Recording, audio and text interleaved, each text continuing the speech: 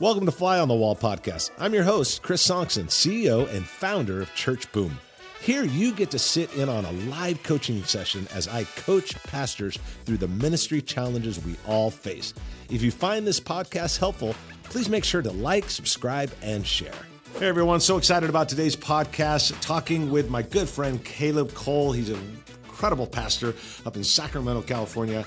And we're talking today about keeping our heart right as leaders. It is an incredible conversation. Let's dive into it. Man, how can I serve you today? Let's talk about some leadership. Yeah, I think I've always wrestled with the tension of self-ambition and then pursuing healthy growth. So like, how have you managed that tension?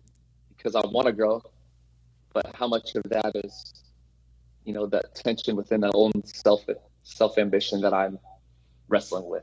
Where do you think, when you say wrestling with a selfish ambition and wanting to grow, what's the tension? Is it an ambition? Is it a selfish ambition to have, I want a platform, I want a name for myself, I want to show that I can do something? What's the wrestling in your heart on that? Because I think that's a fair question to ask. I think every leader should be asking that. Yeah, I think we always are dealing with that tension of, am I doing this for the right reasons? But ultimately, it's like when I'm not experiencing growth, maybe in a season, but I force it, or I'm doing everything I can to manipulate it as if my value is only found in growth. I think that's something that I've wrestled with at times. Yeah, no, dude, that's an honest question, because I think a lot of people wrestle with that. Of, it's kind of almost like. I think it was Mark Batterson's one time I was talking to him. He goes, in one sense, it's good to be well known. In another sense, he says, good to be well known because God gives you a platform and a voice.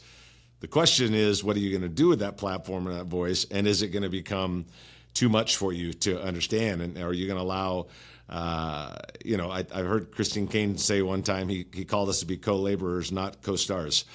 And that's good. And I think that's an important part of it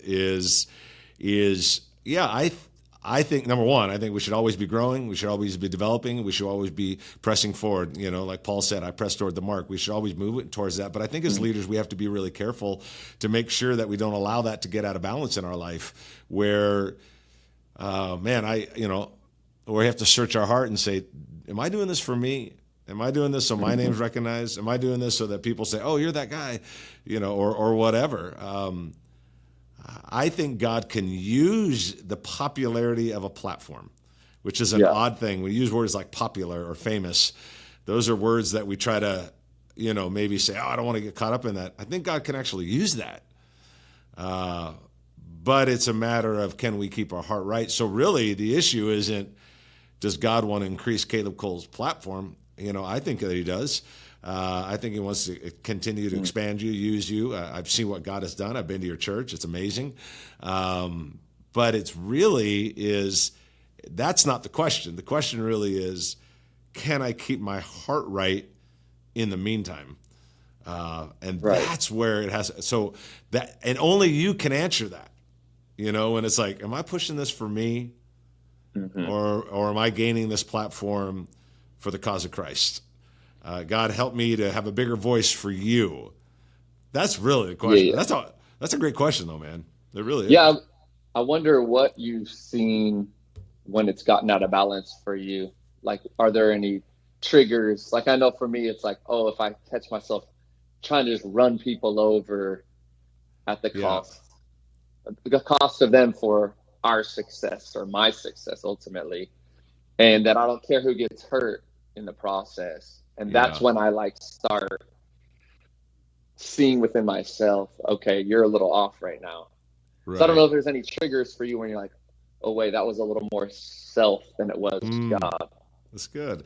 Yeah, no, that's great. Well, I'll tell you, man,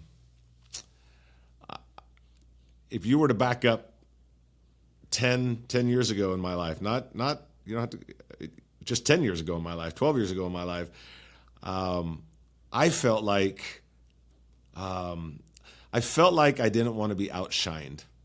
And I knew that was a trigger. I think when I don't want someone to outshine me, I think that's a trigger. When I want someone not to secretly fail, but to not do better than me, yeah, that's a trigger. When I find myself getting jealous that someone else was invited to speak or do or this or that, that's a trigger. And if you back up 10, 12, 13 years, 14 years ago, those triggers were lighting up in my life. They really were. And I'm just being honest, man. I'd be like, why is my book not doing that good? Or why didn't that do that good? Or what about? And I got to tell you, Caleb, the more I don't care and the more I push other people out in front, the better it gets. That's good. I love what Zig Ziglar once said in one of his books. He passed away a few years ago, one of my favorite communicators. He said, if you help enough other people be successful, you'll never lack it for yourself. Just pushing people out in front. So, one, I think we have to push people out in front. I think that helps. I think that fights against it. Two, I think we've got to celebrate people. I've always learned that it's a lot easier to weep with those who weep than it is to rejoice with those who rejoice. Hey, that's true. Isn't that true? That's oh, so man, true. You're going through a hard time. I'm praying for you. And someone says, hey, dude, my book went #1. Or, hey, I just inherited $8 million. You're like, oh, praise God. That sounds great. You know, and it's so easier to weep with those that weep than rejoice with those who rejoice. And I think you got to watch all of that, be pushing people out in front. But to answer that trigger question, back to that thing is, am I getting jealous? Am I getting insecure? Do I want someone to secretly, maybe not fail, but not be as successful as me? Am I afraid for them to outshine me? Am I afraid that they speak better than me? Man, I think those are triggers. And you can answer that in your heart where it's like, something's wrong here. I'm watching it. Yeah. First of all, I commend you to even want to make sure that that's straightened out in your life, because you're a very talented individual, and I think God's going to do amazing things in your life. You're young, you're talented, you and your wife are incredible people. But yeah, to make sure that's like, man, I'm not going to let my heart get there. But those kind of triggers, jealousy, envy, secretly wanting them to fail or not be successful, outshining, to me, those are triggers. Like, it's happening. I can feel it. I don't like that they're outshining me. I'm a little jealous. I'm a little envious. And I downplay their success to feel better about myself. I think we do that a lot in church. Well, the reason that guy's church is growing is because they're, and it's like, well, really what you're doing is you're downplaying their success to feel better about your lack. And I think that's a dangerous place to be. But I commend you for looking for that, because you never want to allow that to get out of control in your life, because then all of a sudden you're in front and you're becoming the co-star, not the co-laborer. No, that's good. I think even you giving not just triggers, but even solutions, like you said, push people forward, celebrate them. I think that's something that I've realized I'm not always great at. Like, let me celebrate the people around me and not just mourn with them when they mourn, but also rejoice with those who rejoice. So that's so good. Yeah, good. Well, I would encourage you to do that. And I think what you'll find, Caleb, is it's odd. Maybe it's just the law of sowing and reaping. I don't know. But the more you push people out in front, the more God lifts you up, because I think that he can trust you. Right. He can trust you with that growth or that development or that platform, and he can trust you, and then he'll make it wider. But if he can't trust you, it gets dangerous. But man, it's great. I love that you're bringing it up. I think it's great. Yeah. I just want to be obedient to what I'm called to do and not compare myself to what other people are called to do. Yeah, no, you know what? And that's also a great thing, because I think there's a natural competitiveness in us. Leaders are naturally competitive. Most of us are. I mean, when I take the Strength Finders 2.0 test, competitiveness is always in the top 3. Me too. It's like competitive. But over the years, I've learned that the competition isn't with another church or another leader. The competition is with what's possible for me. That's where the competition has to lie. It's the parable of the talents. The competition isn't the guy with the 2 or the 1 or whatever amount of talents. The competition is with what I've been given am I doing my absolute best? The competition's with not other people. The competition is only with what's possible for yourself. And the more you can start driving into that, I think the more God will help you to guard your heart, because there is that competitive nature. But make it a habit, even if it's just silly, but you got a pretty good sized staff. Make it a habit that maybe on your staff agenda that, you kind of handwrite on there so no one else sees it. Encourage, point out successes, publicly praise. Maybe you start doing that, where you start leaving yourself little notes throughout your day or on your laptop or screensaver, a little note on your staff agenda, just so that what doesn't come natural eventually does. Mm-hmm. And once it eventually becomes natural, you don't have to worry a minute. But if it's not totally natural, work on it so that it becomes natural. Develop that habit. No. Yeah. That's good. I think as a competitive person, it doesn't come natural because I'm always like, well, what's next anyways? Yeah. We're successful. That was a great thing, a great event. Right. You killed it there, but okay, on to the next thing. Yeah. So rejoicing is something, or celebrating is something that I think definitely I need to apply into our ministry, our life, our church. Yeah, absolutely. Well, that's awesome, man. I'm glad that you're thinking that way. I really am. So I have keep it up. another question. Yeah, absolutely. You're being successful. Growth is coming. Now we've solved the issue of, all right, this is healthy growth that we're pursuing. My heart's in the right place. Right? It's not selfish ambition. But what do you do to maximize a season of growth? Because maybe like right now in our church, we're experiencing growth, we're experiencing expansion. Maybe other people are experiencing that right now. So how can you lean into that more? Like, man, we're in a season of it. Let's really ride this wave. What are some practical things that you would say to a team or a leader that's experiencing growth to just ride it even more? Yeah, absolutely. So really it's about, hey, we're seeing the momentum. How do we sustain the momentum? Right. And I think creating it, part of the creating it, I think bleeds into the sustaining. Creating and sustaining people look at as different. And I think to some degree it is, but to some degree it's not, because what got you there will help to continue to move you along. I think there's two parts of it. I think there's one, there are practical things like you've heard me talk about with your team when we did some coaching with your team, engagement over attendance. That's a practical thing. Choose engagement. That doesn't change at a church of 500 or church of 200 or church of 2,000. It doesn't change. You got to continue to do that. So there are some things that when you were creating momentum, it's going to help you sustain the momentum.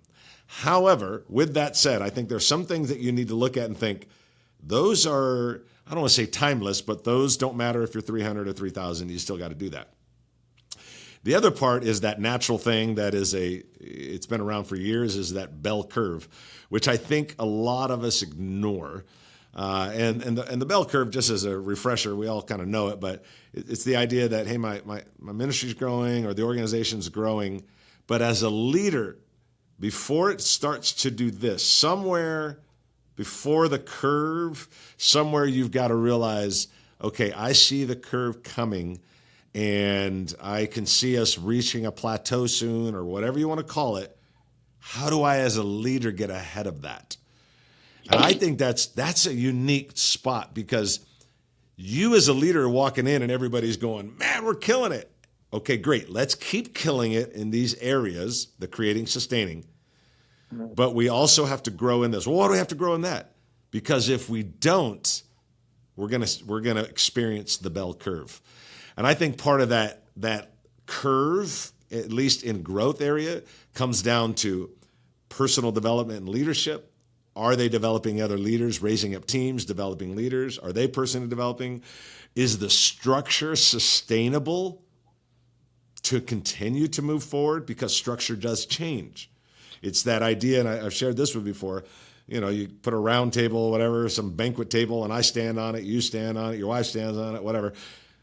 Person number 4, 5, 6, eventually the table collapses, because the table was only meant and created by its creator It was only created to handle so much weight. You got to change the structure if you want it to handle more weight. It's the same thing with church. Yeah, no doubt. The structure we have can handle 600, 700, 800. I don't know if it can handle 1,200. So that's part of that bell curve where you're starting to think, what do we have to adjust now in order to sustain the future? And that, I think, comes down to you growing as a leader and saying a leader has to see farther than other people see.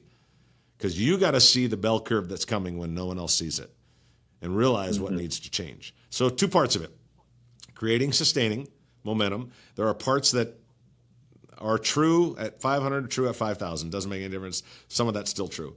There are bits of it that I think that you as a leader have to look and say, bell curve.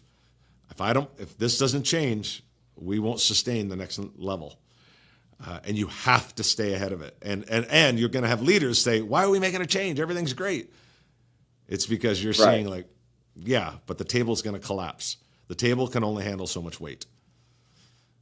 The table, sorry, go ahead. Go ahead. No, please. So the table being systems, I think that's something that we've been identifying right now. Like, our systems can sustain a little more growth, but it's not going to be able to go to that next level. So I think even talking or hearing you talk about, you have to see as a leader what's coming or where you need to be. What if, and I'm sure there's some leaders that are like, I don't know what it looks like at 1,100. I only know what it looks like at 700, 800. Yeah. Is that where you got to get other voices, other people in your life? I know for me, I've been a little more of an isolated, like just doing my own thing. Yep. Kind of going off my instincts. Yep. And I've been in a season right now where it's like my instincts got me here, but I don't think they can get me to the next level. Right. Which is partly why I've been reaching out to people like you who've been coaching and speaking into us. Yep. But it's like those instincts that are natural leader instincts got me far, but I don't think they can get me to where that next level is. So when you don't know what's next as a leader, and I think there's some people that feel that way. I know I do at times. What do you do? Yeah. Well, I think you somewhat answered it because your instinct, there's a natural talent that people have. That natural talent will get them to 300, 500, 800. Whatever the number is, it's going to get them to something. Whatever that natural talent is, sometimes it's talents and combined with timing, combined with great location, combined with you didn't even realize it, but you got some good leaders. You didn't even know what you were doing. They're just on your team. But the lid will come. It will come. And that's back to that thing that you and I've talked about. Hey, if you're standing on first and someone, you know someone that knows how to coach and develop and help you that's standing on third, you need their help to how to get there. That's why I've had coaches for over 10 years in my life because I'm like, I don't know what that looks like. I don't know what that, and I constantly get coaching all the time. I have to get coaching because I don't know what that looks like. I don't know what that next chapter looks like. I'm way past, just do it on your own natural talent. I'm way past that. My natural talent ran out years ago. That's gone, buddy. And I think that for all of us, that's what happens. And you have to, I think anybody listening to this has to realize that your personality and your talent will take it to a certain level. But until you gather yourself with the right who's in your life, if you don't gather the right who's, you'll never figure out the how. And you got to get the right who's in your life or you'll never figure out the how. You can to a certain level, but you will hit the lid and then you'll get frustrated going, wait a minute, I got to this many people by myself and why can't I get over that? You're not going to be able to. You're only so good. Everybody is only so good. And then it's like, man, I need some help. You got to have that help. Absolutely. Yeah, I think for me, it's even just getting stuck in the rut of what you know.